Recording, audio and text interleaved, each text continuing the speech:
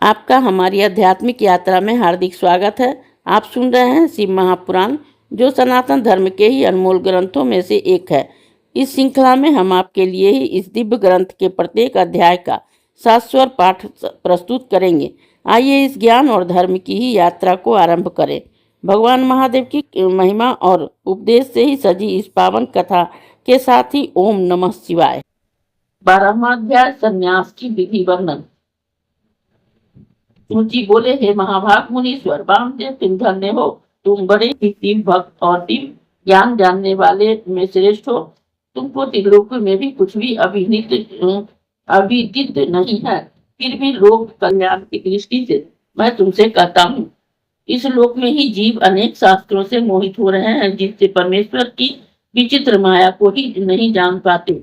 प्रणव ही साक्षात महेश्वर है और जिसे मोहित प्राणी नहीं जानते। यद्यपि वही देव सगुण, निर्गुण और ब्रह्मा, इस तीनों को प्रकट करने वाले परम देव है। मैं आपकी अपनी दाहिनी भुजा उठाकर ही सौगंध पूर्वक कहता हूँ कि यह सत्य है, सत्य है, सत्य है। प्रणव का ही अर्थ तो साक्षात शिव जी ने ही किया है और श्रुति, स्मृति, शास्त्र, पुराण और आगमों ने भी किया है, जिनमें मन वाणी का कोई गम नहीं है, जिसे पाकर विद्वान कभी भयभीत नहीं होता। ब्रह्मा, रुद्र, इंद्र, रूपक यह सारा जगत वही उत्पन्न करते हैं, वही कभी कहीं से उत्पन्न नहीं होते। उनमें विद्युत, सूर्य और चंद्रमा का कोई प्रकाश नहीं है और जिसकी भाषा से ही सारा जगत प्रकाशित होता है। यह सारा ईश्वर उस महेश्वर को ही प्राप्त है, जो कि मुमुक्षुओं के ध्यान की वस्तु है। वही सर्वव्यापी, निर्गुण, सगुण, निष्कल और तथा शिव है। स्थूल, सूक्ष्म और उससे भी परे, यह उनके तीन रूप है। वही सब देवादिदेव, सनातन, निष्कल और ज्ञान क्रिया के स्वभाव वाले और परमात्मा भी कहे जाते हैं।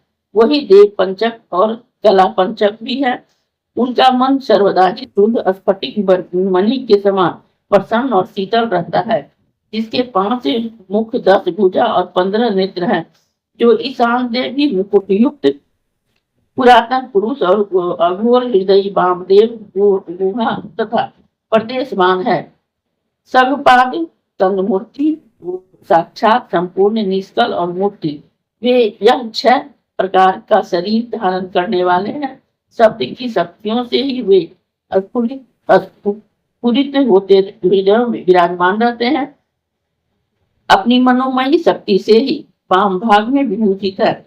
मनवादी से ही इसमें 6 प्रकार के अर्थ मंत्रों द्वारा होते हैं, जो ही उपन्यास, मार्गी, समिष्टि, व्यष्टि भाव वाले प्रणवात्मक अर्थ वाले हैं। उनके अर्थ को कहता हूँ, सुनो। पहले उपदेश का क्रम कहता हूँ।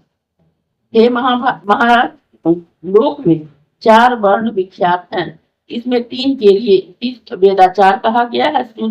शूद्र वेद का ही अधिकारी नहीं है, उसे केवल सेवा ही करने की को कहा गया है। शेष तीनों वर्ण अपने ही आश्रम में रत रहे। इन्हें तो श्रुति, स्मृति से धर्म का ही अनुष्ठान करना चाहिए, अन्यथा नहीं।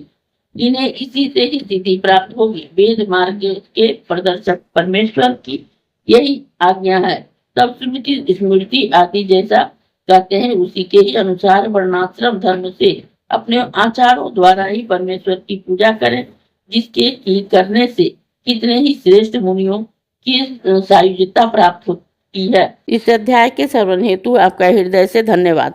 हम आशा करते हैं कि शिव महापुराण की यह दिव्य कथा आपको आध्यात्मिक शांति और गहन ज्ञान प्रदान कर रही होगी। कृपया अगले अध्याय के लिए हमारे साथ जुड़े रहें और अपने सुझाव एवं भावनाएं कमेंट के माध्यम से अवश्य साझा करें। धर्म, भक्ति और ज्ञान की इस पावन यात्रा में आपका साथ हमारे लिए अत्यंत मूल्यवान है। ओम नमः शिवाय। यदि यह प्रस्तुति आपको पसंद आई हो, लाइक करें, कमेंट करें, सब्सक्राइब जरूर करें, बेल आइकॉन दबाना ना भूलें, ताकि अगला अध्याय आपसे छूटे नहीं। और इस पावन ज्ञान को ही शेयर करें अपने परिवार और मित्रों तक।